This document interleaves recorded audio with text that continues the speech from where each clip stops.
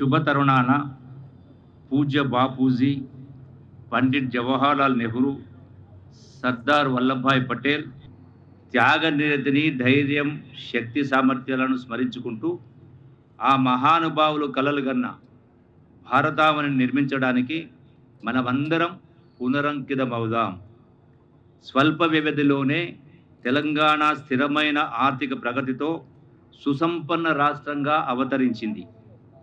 ముఖ్యమంత్రిగా శ్రీ రేవంత్ రెడ్డి గారు డిసెంబర్ 7వ తేదీన అధికార పగ్గాలు చేపట్టిన నాటి నుండే తెలంగాణలో అసలైన స్వేచ్ఛ, స్వాతంత్ర వాతావరణం వెల్లివిరిసింది. ప్రజలు పోరాడి సాధించుకున్న తెలంగాణ స్వరాష్ట్రంలో ప్రజాస్వామిక శకం ఆరంభమైంది. కొత్త ప్రభుత్వంలో ప్రజాపాలన, పారదర్శక పాలన, సమాజంలోని అన్ని వర్గాలకు స్వేచ్ఛ, సామాజిక న్యాయం, సమాన అవకాశాలు దక్కాలనే అన్నదే ప్రభుత్వ లక్ష్యం. ఈ రోజున గౌరవ ముఖ్యమంత్రి చేతుల మీదుగా ఈనాడు ఖమ్మం జిల్లాలో 3వ విడత 2 లక్షల రుణమాఫీ కూడా చేయబోతా ఉన్నారు. రైతు భరోసా ప్రారంభించినప్పటి నుండి రబీ 2023-24 సీజన్ గాను జిల్లాలోని మొత్తం 2,39,123 మంది రైతులకు 231.07 కోట్ల రూపాయలు రైతుల బ్యాంకు ఖాతాలలో జమ చేయడం జరిగింది. ఈసారి వానాకాలంలో 3,35,050 ఎకరాల సాధారణ విస్తీర్ణానికి కాను ఇప్పటి వరకు 1,56,188 ఎకరాలు వివిధ పంటల కింద సాగైంది. నా శాఖ పేరు చాలా మంది తెలుసు, tourism, culture, archaeology and also excise. ఈ శాఖ కూడా సంబంధించి కూడా 2 మాటలు చెప్పాల్సిన అవసరం ఉంది.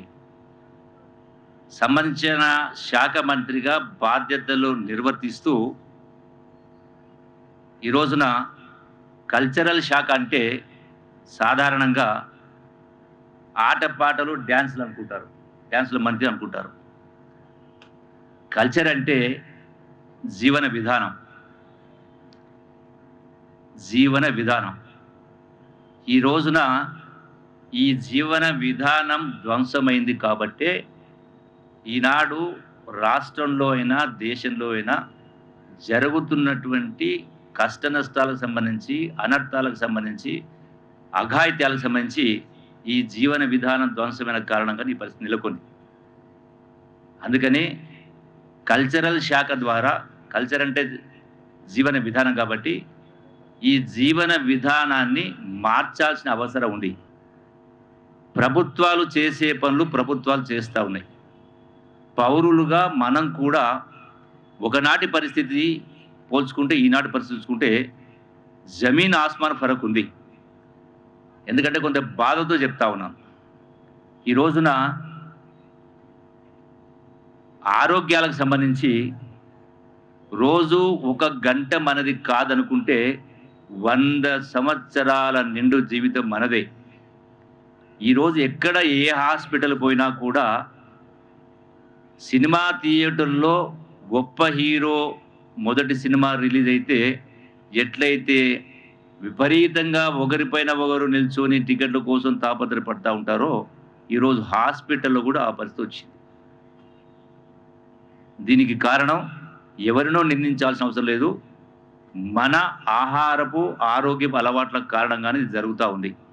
మరి ఇది జరగకూడదంటే ప్రతి వ్యక్తి, ప్రతి వర్గం అందరూ కూడా, అంటే విద్యార్థులైనా, యువకులైనా, రైతులైనా, ప్రజాప్రతినిధులైనా, నాయకులైనా, కార్యకర్తలైనా, ఉద్యోగులైనా అందరూ కూడా రోజు 1 గంట ఆట పాట అనేది అవసరం, ఒక శ్రమ అనేది అవసరం.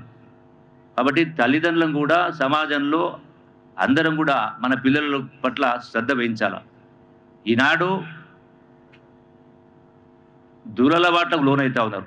డ్రగ్స్, ఈ రాష్ట్రం గౌరవ ముఖ్యమంత్రి రేవంత్ రెడ్డి గారి నాయకత్వాన ఈ డ్రగ్స్ నివారణ కోసం, పెడదారిన పట్టేటువంటి వాళ్ళ కోసం, వీటిని నిర్మూలించడం కోసం పెద్ద ఎత్తున కార్యక్రమం చేపడతా ఉన్నాం.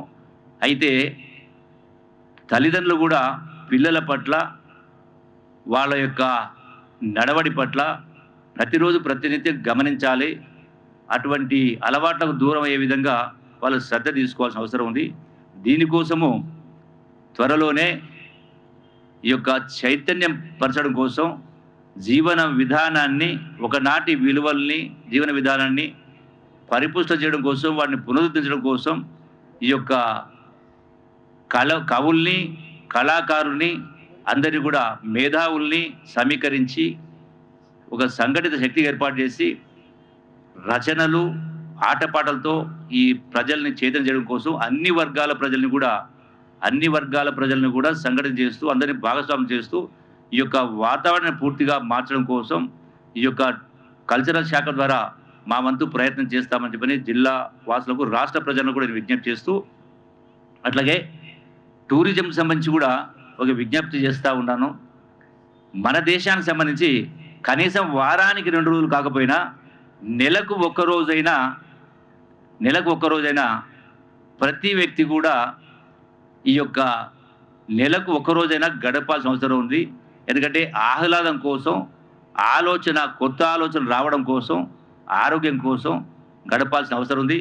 ఈనాడు గ్రామీణ వాతావరణమైనా, పట్టణాలైనా కొంత మార్పు రావాలంటే ఇది ఎక్కడి నుంచి మొదలు కావాలంటే మా నుంచే మొదలు కావాలి. కాబట్టి మంత్రులను, శాసనసభ్యులతో సహా ప్రతి నెలలో, ప్రతి వారంలో ఒక నూతన కార్యక్రమం చేపట్టి మరి ఈ యొక్క టూరిజం కూడా ప్రోత్సహించే కార్యక్రమం చేయాలని చెప్పి విజ్ఞప్తి చేస్తూ, టూరిజంలో భాగంగా ఈ పాలమూరు జిల్లాకు సంబంధించి కూడా పెద్ద ఎత్తున ఎక్కడెక్కడైతే అవకాశాలు ఉన్నాయో, నీటి వనరులు ఉన్నాయో, గొప్ప దేవాలయాలు ఉన్నాయో, అట్లాగే అటవీ జిల్లా అభివృద్ధిలో భాగస్వాములైన ప్రజలకు, ప్రజాప్రతినిధులకు, అధికారులకు, శాంతి భద్రత నిర్వహణకు అహర్నిశలు కృషి చేస్తున్నటువంటి పోలీస్ యంత్రాంగానికి, వైద్యులకు, పారిశుద్ధ్య కార్మికులకు, పత్రికా విలేకరులకు మరియు ఎలక్ట్రానిక్ మీడియా సిబ్బందికి నా హృదయపూర్వక ధన్యవాదాలు తెలియజేస్తూ, జిల్లాను అభివృద్ధి పథంలో నిలపడానికి మీ అందరి సహాయ సహకారాలను కోరుతా ఉన్నాను.